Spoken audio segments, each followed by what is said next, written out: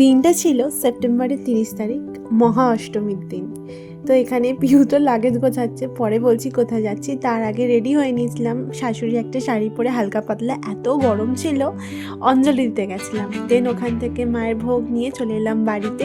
দেন আজকে একটা কেক ছিল, সেটাকেও রেডি করে নিলাম। অ্যান্ড তারপর একটুখানি লাঞ্চ করে নিই। আজকে যেহেতু নিরামিষ, সেহেতু লুচি আর বাকি তরকারি খেয়ে নিয়ে এদিকে বসে গেছিলাম লাগেজ গোছাতে। এবার বলি কোথায় যাচ্ছি ঘুরতে। প্রত্যেক বছর পুজোর সময় আমরা ঘুরতে যাই, তো এবছরও তার ব্যতিক্রম হয়নি। আমরা বেরিয়ে পড়েছি দুপুর প্রায় তখন বাজে 2টো, আর আমরা যাচ্ছি হচ্ছে ভাইজ্যাগ। যাই হোক, ওখানে আমরা খেয়া পার হয়ে যাব, তাই জন্য আমাদের নঙ্গি খেয়া পাড়ে চলে এসেছিলাম। এখান থেকে আমরা যাব হচ্ছে নৌকা করে নলপুরে। তো তাই জন্য লঞ্চে উঠে গেছে, আর আমরা 6জন যাচ্ছি, আমাদের 2টো পুচকুকে নিয়ে 6জন যাচ্ছি। আর চলে এসেছিলাম নলপুর স্টেশনে। আর এখানে জাস্ট লিটারেলি এত গরম ছিল, দেখে বুঝতে পারছো বিধ্বস্ত অবস্থা ছিল।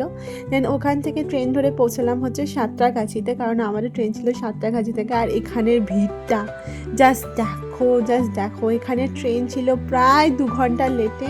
অ্যান্ড এই যে নমস্কার, ইনাকে নমস্কার, কি বলবো, এত খারাপ অবস্থা হয়েছিল গরমের মধ্যে।